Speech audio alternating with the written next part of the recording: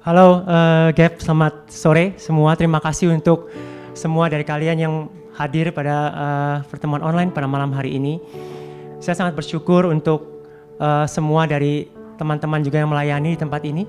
Terima kasih untuk Julius, juga untuk semua yang lain. Topik malam hari ini yang akan kita bicarakan itu satu hal yang mungkin menjadi pemikiran kita ya selama ini. Satu pertanyaan, apakah saya kudus? Kata kudus sesuatu yang wow, serem-serem juga ya dengarnya. Seperti sesuatu yang ya saya tahu bahwa saya memang harus kudus, tapi kenyataannya apakah itu mungkin?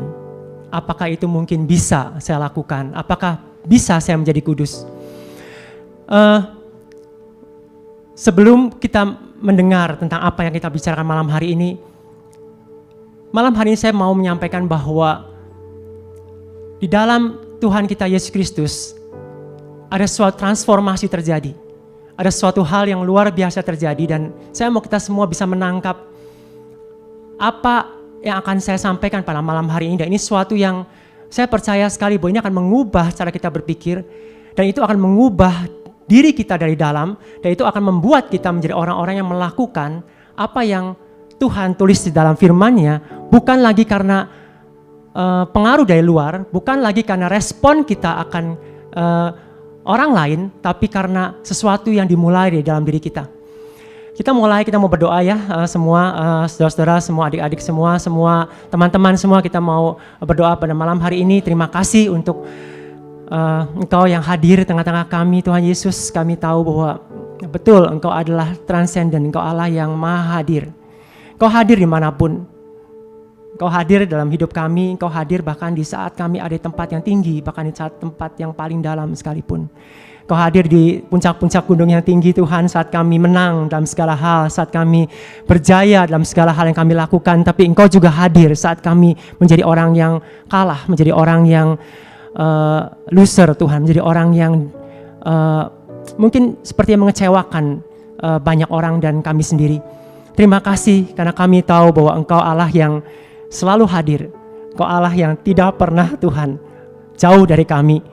Kemana kami dapat pergi menjauhi Roh-Mu, bahkan sampai kami membaringkan diri kami dunia orang mati pun Engkau ada di sana. Engkau tidak pernah tidak pernah kehilangan kami. Engkau tidak pernah membiarkan kami tetap ada dalam gelap karena Engkau adalah terang dan Engkau selalu dapat melihat kami Tuhan. Terima kasih untuk kasih-Mu yang sempurna ini. Dalam nama Tuhan Yesus kami berdoa. Amin. Amin. Judulnya Am I Holy? Satu judul yang pada waktu judul ini disampaikan, saya sempat merenungkan apa yang perlu saya sampaikan dan saya merasakan sungguh-sungguh Tuhan berbicara kepada saya dan saya mau menyampaikan ini buat kita semua di sini. Apakah saya kudus? Kudus definisinya menjadi berubah saat Yesus datang ke dunia ini. Kudus bukan lagi sesuatu yang bergantung kepada seberapa besar dan seberapa mampu, seberapa hebat dalam melakukan sesuatu. Itulah hebatnya kita di dalam Yesus. Saat agama-agama lain, saat kepercayaan lain mengejar kekudusan dengan cara dan usaha mereka sendiri. Tapi di dalam Yesus kita tahu bahwa menjadi kudus itu bukan tentang usaha dan kekuatan kita sendiri. Itu adalah pekerjaan Yesus di kayu salib. Firman Tuhan katakan di Kolose 3 ayat 12, karena itu sebagai orang-orang pilihan Allah yang dikuduskan dan dikasihinya, kenakanlah belas kasihan, kemurahan, kerendahan hati, kelemah lembutan, dan kesabaran. Firman-Nya mengatakan kita adalah orang-orang pilihan Allah. Rasul Paulus mengatakan kepada jemaat di Kolose, engkaulah orang-orang pilihan Allah yang dikuduskan dan dikasihinya. Apakah saudara saya menyadari sepenuhnya bahwa kita adalah orang-orang yang dikuduskan? Bahkan bukan hanya dikuduskan, kita dikasih oleh Allah sendiri. Yesus datang ke dunia ini menunjukkan bahwa kekudusan itu dimulai dari dirinya yang menguduskan kita. Firman Tuhan katakan 1 Korintus 1 ayat 1 sampai 2, dari Paulus yang oleh kehendak Allah dipanggil menjadi rasul Kristus Yesus, dan dari Sostenes saudara kita kepada jemaat Allah di Korintus, yaitu mereka yang dikuduskan dalam Kristus Yesus dan yang dipanggil menjadi orang-orang kudus. Dengan semua orang di segala tempat yang berseru kepada nama Tuhan kita Yesus Kristus, yaitu Tuhan mereka dan Tuhan kita. Saya percaya bahwa firman Tuhan ini juga bisa berbicara kepada jemaat Allah di JB3. Kepada kita semua di sini, bahwa kita adalah orang-orang yang dikuduskan oleh Kristus Yesus dan dipanggil menjadi orang-orang kudus. Saya mau menekan ini semua buat saudara-saudara semua di sini, bahwa kudus, menjadi kudus adalah sebuah identitas, saudara. Itu adalah sebuah being-nya kita. Saat kita percaya pada Yesus, saat kita ada di dalam Yesus, dan kita mengakui karya keselamatan Yesus dalam hidup kita, saudara dan saya itu akan menjadi orang-orang yang kudus. Pertanyaan am I holy tidak lagi relevan buat saudara dan saya. Itu bukan pertanyaan yang harus saudara pertanyakan terus setiap hari. Itu bukan saudara yang harus saudara pertanyakan dan saudara pergumulkan terus, karena saudara dan saya adalah orang-orang kudus bukan karena perbuatan saudara, bukan karena apa yang saudara lakukan dan belum saudara lakukan, tapi karena Kristus yang melakukannya buat saudara dan saya. Amin. Firman Tuhan katakan 1 Petrus 2 ayat 9 dikatakan, tetapi kamulah bangsa yang terpilih, imamat yang rajani, bangsa yang kudus, umat kepunyaan Allah sendiri, supaya kamu memberitakan perbuatan-perbuatan yang besar dari Dia yang telah memanggil kamu keluar dari kegelapan kepada terangnya yang ajaib. Petrus mengatakan di sini, kamulah, inilah identitas saudara dan saya. Pertama, kita adalah orang-orang yang dipilih, bangsa terpilih, imamat rajani, kita adalah imam-imam yang mengenakan mahkota raja, kita mendapat kemuliaan sebagai anak-anak raja. Dan kita dikatakan di sini bangsa yang kudus, umat kepunyaan Allah sendiri. Pertanyaan am I holy? Apakah saya kudus? Itu ada pertanyaan yang sering kali iblis pakai. Untuk apa? Si jahat pakai untuk meragukan identitas kita di dalam Kristus Yesus. Saat kita percaya bahwa pekerjaan salib Yesus sempurna, saat kita tahu bahwa Yesus sudah mati di kayu salib sekali dan untuk selama-lamanya, Dia menebus segala dosa saya yang dahulu, sekarang, dan yang akan datang, dan yang untuk selama-lamanya, kita harusnya percaya bahwa pekerjaan kekudusan itu sudah selesai. Kita telah menjadi orang-orang yang kudus. Saya ulangi sekali lagi, kudus adalah identitas saudara. Identitas saudara dan saya. Jadi kalau saudara tanya, apakah kamu kudus? Saudara bisa menjawab seharusnya, ya, saya adalah orang yang kudus. Mungkin orang bisa berpikir, wow, kamu sombong sekali. Mana ada orang kudus? Ada orang kudus karena saya percaya bahwa Yesus mati di kayu salib. Dan Dia telah menebus saya, dan Dia telah menguduskan saya. Saya kudus bukan karena perbuatan saya sendiri, tapi karena Kristus yang telah menggantikan saya dan memenuhi syarat-syarat untuk saya menjadi orang yang kudus. Amin. Ya, itu hanya karena karya salib Kristus, saudara. Itu hanya karena perbuatannya di kayu salib. Tidak ada satu orang pun juga yang bisa menjadi kudus. Tidak bisa. Ya, Tuhan tahu bahwa menjadi kudus adalah perlu satu identitas yang diubah. Itu namanya lahir baru. Itu namanya kelahiran baru. Lahir baru itu sesuatu yang dimulai dari nol. Ya, sesuatu yang semuanya menjadi baru, tidak lagi ada yang tersisa. Ya, pada waktu saudara menerima Yesus sebagai Tuhan, saudara percaya kepada Yesus, apa saudara tahu bahwa saudara dilahirkan baru? Saudara menjadi sesuatu yang baru sepenuhnya. Ya, saudara menjadi orang-orang yang kudus, jadi orang-orang yang dikuduskan oleh pekerjaan Kristus di kayu salib. Saudara, saya mau membedakan malam hari antara kudus dengan pengudusan. Nah, ini penting, saudara. Pengudusan, nanti saya akan bacakan firman-Nya, itu adalah dalam bahasa Inggris sanctification. Kita semua udah tahu tadi kudus bicara tentang identitas kita. Saudara, saya nggak perlu lagi bertanya apakah saya kudus hari ini.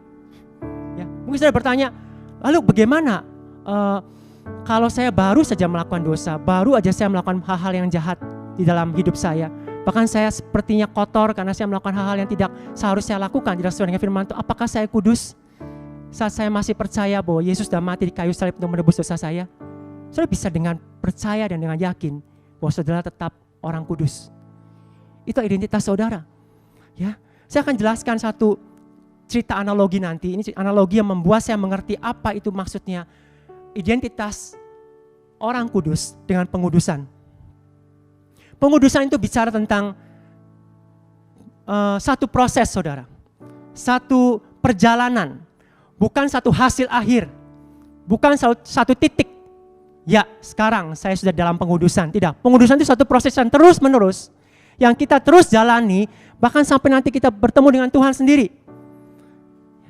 Proses yang terus dibentuk oleh Tuhan di dalam kebiasaan kita, di dalam gaya hidup kita. Saudara, di balik identitas kita sebagai orang kudus, ada janji, berkat, kemuliaan yang disediakan dan yang kita bisa dapatkan di dunia ini. Saya ulangi, di balik identitas kita sebagai orang kudus, kita memiliki satu janji untuk mendapatkan berkat, kemuliaan, kehormatan, nama baik yang bisa kita dapatkan di dalam hidup kita di dunia ini. Dan sepenuhnya hanya bisa kita dapatkan saat kita menjadikan identitas kita sebagai orang kudus itu menjadi gaya hidup kita. Ya. Jadi ada satu proses menjadi saudara memiliki identitas sebagai orang kudus, itu adalah sesuatu yang sudah pasti. Lalu kemudian ada suatu hal yang Tuhan lakukan sepanjang hidup kita yang namanya adalah proses pengudusan. Proses pengudusan inilah yang akan membuat gaya hidup kita menjadi sinkron, menjadi sesuai, menjadi relevan, menjadi sama, selaras dengan identitas kita sebagai orang kudus. Saya punya satu cerita supaya kita semua bisa lebih mengerti ya. Contoh misalnya ada seorang anak pengemis, anak jalanan di pinggir jalan. Dia nggak punya orang tua, dia nggak punya rumah. Setiap hari dia hanya berjalan keliling dari jalan ke jalan dan mengais-ngais sampah untuk makan. Satu hari ada seorang raja yang lewat. Ya, sudah bisa bayangkan kalau hari ini mungkin dia raja naik mobil atau bagaimana. Tapi lewat dan kemudian melihat anak pengemis itu yang sedang makan makanan dari sisa-sisa sampah. Kemudian ada muncul belas kasihan di dalam diri si raja itu. Dan raja itu kemudian memerintahkan anak buahnya untuk mengambil anak itu menjadi anaknya. Dan kemudian anak yang tadinya ada di pinggir tempat sampah, yang tidak tahu sama sekali tujuan hidupnya, yang sama sekali tidak tahu siapa orang tuanya, yang sama sekali tidak tahu makanannya hari ini apa, kemudian di saat itu juga, saat seorang raja itu mengatakan, aku mau anak itu menjadi anakku, langsung identitasnya berubah, saudara. Identitasnya langsung berubah. Bukan karena dia sudah melakukan sesuatu yang baik. Bukan karena dia sudah berhenti makan sampah. Bukan karena dia sudah berhenti melakukan hal-hal yang tidak baik dalam hidupnya, tidak mandi dan lain sebagainya. Tapi karena raja itu mengatakan bahwa dia akan menjadi anakku. Identitas itu terjadi, sesuatu yang sifatnya langsung, saudara. Itu bukan satu proses. Itu bukan sesuatu dari usaha saudara. Pada waktu Tuhan memanggil saudara menjadi anaknya, sama seperti kita semua di sini, kita ada orang-orang yang diadopsi. Anak-anaknya diambil dari sampah-sampah yang terbuang, yang makanan kita setiap hari adalah kotor, sesuatu yang tidak benar yang kita lakukan setiap hari, kita nggak punya tujuan hidup. Dan satu hari Allah Bapa memanggil kita dan menunjuk, Yan, Julius, Pierre, Ricky, Bagas, engkau menjadi anakku hari ini. Dan saat itu juga saudara menjadi anak-anak raja. Ya, bukan karena perbuatan saudara, bukan karena apa yang saudara lakukan. Dan saat itu juga saudara menjadi orang kudus. Kenapa? Karena si raja itu adalah raja yang kudus. Firman Tuhan katakan, hendaklah kamu kudus karena aku kudus. Apa artinya? Tuhan mengatakan, kamu itu kudus. Identitas kamu adalah kudus karena aku kudus. Apa relevansi antara kita kudus dengan Allah kudus? Karena kita adalah anaknya. Saat kita menjadi anak yang seorang raja yang kudus, kita akan menjadi orang yang kudus. Saudara, ceritanya belum selesai. Saat anak itu dibawa masuk ke kerajaan, dia diajarkan cara mandi. Mandi itu harus 1 hari 2 kali, harus pakai sabun. Dia diajarkan untuk tidur teratur, dia diajarkan untuk makan dengan cara yang benar. Mungkin selama ini dia makan hanya sekedar nongkrong, kakinya naik, dan kemudian di bawah, di lantai. Tapi kemudian si raja itu mulai mengajarkan, ayo kamu itu sekarang adalah anakku. Kamu harus duduk makan sebagai anak raja. Duduk di meja sebagai orang yang terhormat. Kanan kirinya ada pisau, garpu, dan segala macam perlengkapan yang mahal. Ayo kamu makan dengan cara yang benar. Kenapa? Karena kamu adalah anak raja. Ada waktu di hari-hari di mana dia menikmati makan seperti yang seharusnya karena dia adalah anak raja. Tapi ada waktu-waktu di mana mungkin dia kemudian lupa bahwa dia itu menjadi anak raja. Dia lupa mandi. Dia bisa satu kali ngambil makanan dan kemudian dia duduk di atas meja kerajaan itu dengan kaki yang naik 2 dan kemudian dia makan. Saudara, apakah pada waktu dia melakukan itu dia tidak lagi menjadi anak raja? Tidak. Dia tetap anak raja. Tetapi gaya hidupnya perlu dirubah. Gaya hidupnya perlu ditransformasi untuk sinkron dan sesuai dengan identitas dia sebagai anak raja. Cara dia makan, cara dia berpakaian, cara dia bicara, cara dia berpikir, cara dia untuk memberi salam kepada orang, cara dia berjalan, cara dia memerintah dan memimpin segala sesuatu. Itulah yang diajarkan selama proses sejak dia menjadi anak raja sampai betul-betul dia menghidupi gaya hidup sebagai anak raja. Saudara, sama dengan kekudusan. Pengudusan itu adalah satu cara Tuhan untuk kita bisa menerima seluruh berkat janji kemuliaan sebagai anak raja. Saudara, semua kemuliaan, semua kebaikan, semua berkat, semua nama baik, kehormatan itu tersedia buat kita. Kita bukan dari dunia ini. Banyak kali kita berpikir, kenapa ya susah sekali, kita harus menjadi orang yang berbeda, kita harus menjadi orang-orang yang ini gak boleh, itu gak boleh. Mungkin anak itu pada waktu di dalam kerajaan juga berpikir, mengesalkan sekali ya. Dulu saya di jalan enak, mau makan apa aja bisa, cara makannya bagaimana aja boleh. Kemudian saya hari ini gak ganti baju juga boleh, saya gak mandi juga 5 hari juga oke. Gak ada yang komplain. Tapi selama dia di dalam kerajaan, mungkin raja itu dan hamba-hambanya mungkin ngasih tahu dia lagi, ayo kamu harus mandi, kenapa badan kamu bau, kamu harus mandi. Itu diajarkan terus berulang-ulang. Ya. Itu tidak menggantikan identitas dia sebagai anak raja, tapi kerajaan itu menginginkan bahwa anak itu memperoleh kehormatan yang sama, memperoleh berkat yang sama, memperoleh kemuliaan yang sama dengan si raja. Saudara, pengudusan adalah proses menyelaraskan identitas kita sebagai orang kudus dengan gaya hidup kita setiap hari. Pengudusan dimulai dari saat kita menyadari bahwa kita adalah orang kudus. Ya. Jangan dimulai dengan action saudara, tapi dimulailah dengan siapa saya sebetulnya. Apakah saya anak raja itu pantas untuk makan dengan cara seperti ini? Apakah saya anak raja pantas untuk keluar dari kerajaan yang kemudian di depan kerajaan ada tempat sampah dan kemudian saya makan dari situ?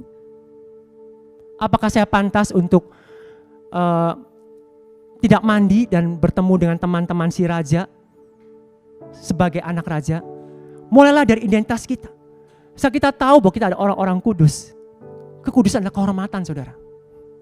Menjadi kudus adalah it's an honor, it's a privilege, satu kehormatan, satu yang membanggakan saudara. Dunia bisa merasa bahwa kekudusan itu sesuatu yang nggak keren, mungkin nggak happy. Tapi apa sudah tahu bahwa mereka semua sebenarnya sedang mencari orang-orang yang seperti itu di masa-masa seperti sekarang ini. Ya, orang-orang yang hidupnya betul-betul di dalam kekudusan. Saudara, firman Tuhan katakan di 1 Korintus 6 ayat 18, jauhkanlah dirimu dari percabulan. Setiap dosa lain yang dilakukan manusia terjadi di luar dirinya atau di luar tubuhnya. Tapi orang yang melakukan percabulan berdosa terhadap tubuhnya sendiri. Pengudusan itu bicara dalam banyak hal saudara. Perkataan kita, tingkah laku kita, cara kita berpikir, kemudian tindakan kita. Tapi hari ini kalau saya menyampaikan semua hal itu terlalu banyak. Saya mau menyampaikan satu fokus pada malam hari ini tentang kekudusan di dalam seksualitas. Ya, kemurnian di dalam seksualitas. kalau tadi kita bicara tentang anak raja yang diadopsi, anak jalanan yang diadopsi menjadi anak raja, punya banyak hal yang harus dia rubah di dalam hidupnya sebagai anak raja. Tapi ada satu bagian mungkin cara makan yang harus dia rubah hari ini. Dan saya mau menyampaikan tentang sexual purity, tentang kemurnian seksual yang hari ini saya mau sampaikan malam hari ini. Kenapa saya pilih hal itu? Karena saya melihat bahwa satu dosa yang menghancurkan diri kita dengan sangat-sangat destruktif itu adalah dosa percabulan, saudara. Firman Tuhan katakan tadi 1 Korintus 6, dosa yang lain itu sepertinya dilakukan di luar tubuh kita. Tapi dosa percabulan itu menghancurkan diri kita sendiri. Saya bisa membayangkan saat kita melakukan dosa percabulan, itu kita sedang merajam dan sedang menyakiti tubuh kita sendiri. Ya, bahkan di Amsal 6 ayat 32 dikatakan, siapa melakukan zina tidak berakal budi. Tapi orang yang berbuat demikian itu merusak dirinya sendiri. Ya, saudara, saya akan masuk ke dalam satu topik yang saya pikir ini penting bagi kita semua di sini. Tapi jangan lupa bahwa ini bukan tentang saya harus menunjukkan bahwa saya adalah orang yang kudus, tapi harus dimulai dari bagaimana identitas saya sebagai orang kudus. Dan kemudian kita mulai menyadari kenapa sih saya perlu untuk hidup di dalam pengudusan setiap hari. Ya. Firman Tuhan katakan di 1 Tesalonika 4 ayat 3-8, karena inilah kehendak Allah, pengudusanmu, yaitu supaya kamu menjauhi percabulan, supaya kamu masing-masing mengambil seorang perempuan menjadi istrimu sendiri dan hidup di dalam pengudusan dan penghormatan, bukan di dalam keinginan hawa nafsu seperti yang dibuat oleh orang-orang yang tidak mengenal Allah. Dan supaya dalam hal-hal ini orang jangan memperlakukan saudara dengan tidak baik atau memperdayakannya atau mencari keuntungan diri sendiri. Karena Tuhan adalah pembalas dari semuanya ini, seperti yang telah kami katakan dan tegaskan dahulu kepadamu. Allah memanggil kita bukan untuk melakukan apa yang cemar, melainkan apa yang kudus. Karena itu siapa yang menolak ini bukanlah menolak manusia, melainkan menolak Allah yang telah memberikan juga rohnya yang kudus pada kamu. Saudara, pengudusan itu berbicara tentang cara Tuhan menunjukkan kasih sayangnya kepada kita, agar kita menerima semua kepenuhan berkat janji yang Dia punya untuk kita sebagai anaknya. Saudara, pengudusan juga adalah cara Tuhan untuk menghindarkan kita dan melindungi kita dari nomor satu, perasaan bersalah, saudara. Perasaan bersalah yang muncul dari luka, dari dilecehkan, dibuang, dari perasaan kotor dan jijik terhadap diri sendiri. Pengudusan juga adalah cara Allah melindungi diri kita dari ketergantungan secara emosi dan seksual dengan pasangan kita. Saat kita melakukan dosa percabulan, hubungan seksual dengan pasangan kita di luar pernikahan, kita sedang menggantungkan emosi kita, kemudian kebutuhan seksual kita kepada seseorang. Tidak aneh, itu banyak sekali mengakibatkan terjadinya kekerasan, terjadinya cemburu yang tidak terkontrol, terjadinya saling menyakiti, baik kekerasan verbal atau fisik, saudara.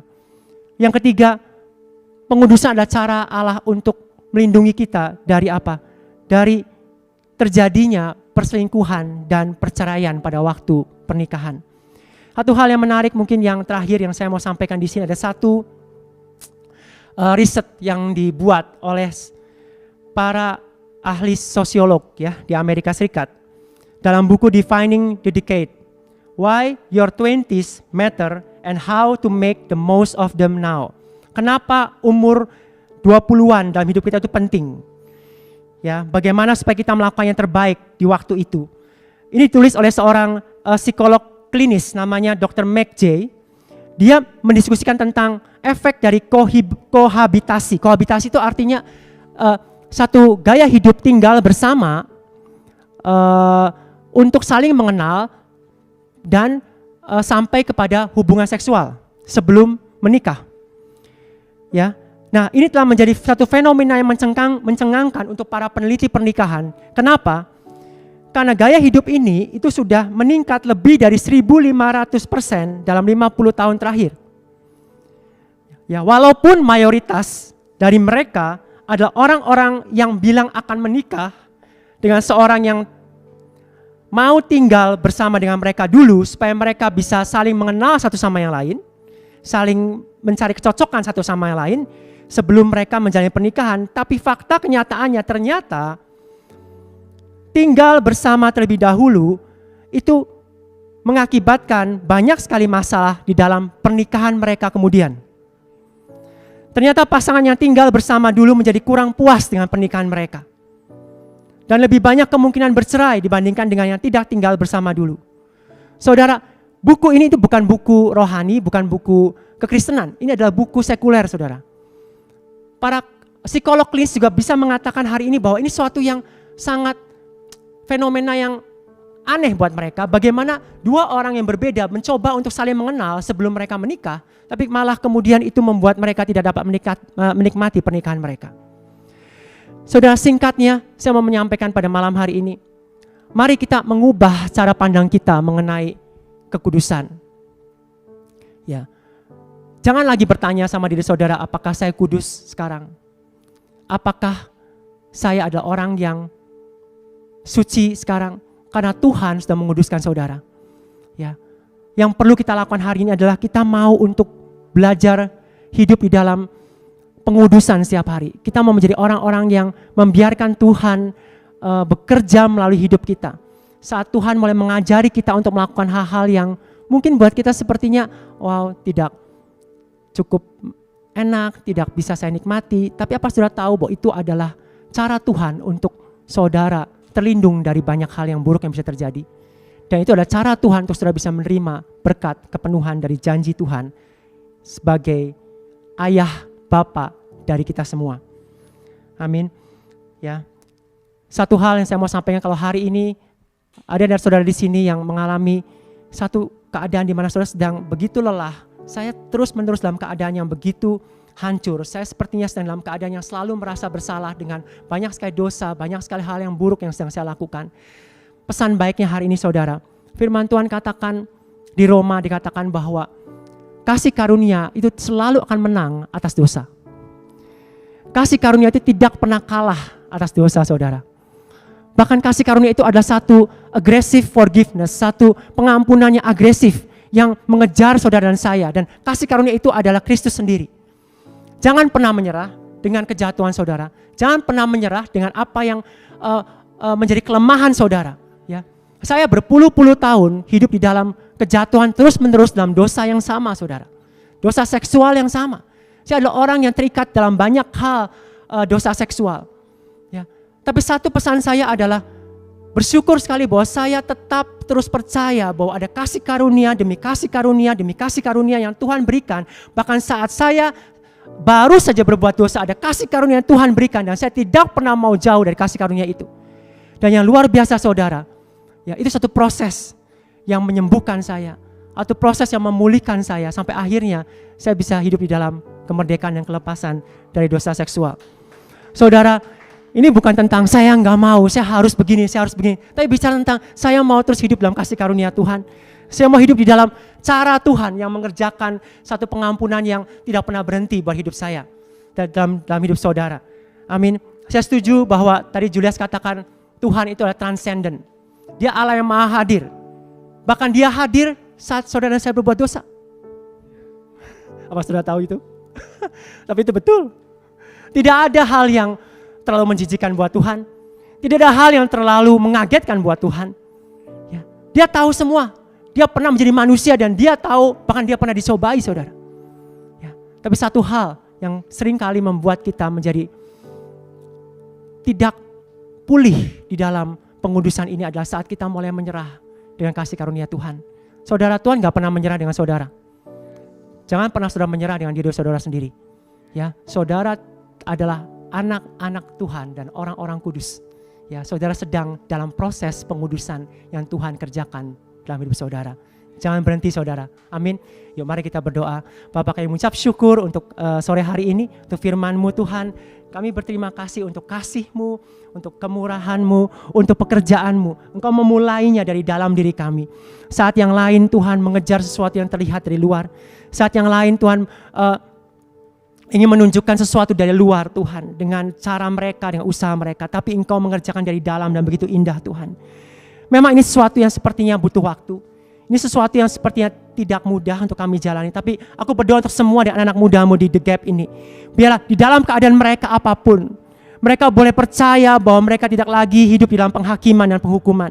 Mereka adalah orang-orang yang telah kudus. Mereka adalah orang-orang yang dikuduskan dan dikasihi. Itulah identitas mereka ya Tuhan. Bukan karena perbuatan mereka, bukan karena banyaknya dosa atau banyaknya hal baik yang sudah mereka lakukan. Tapi itu semua hanya karena kasih karunia-Mu. Bahwa kami semua adalah orang-orang kudus. Dan hari ini kami hidup dalam proses pengudusan, di mana Engkau mengerjakan kasih karunia demi kasih karunia, pemulihan demi pemulihan, pengampunan demi pengampunan yang akan menyembuhkan kami, akan memulihkan kami, dan akan memerdekakan kami. Kami percaya Tuhan, bahwa ini bukan tentang kami, tapi tentang Engkau.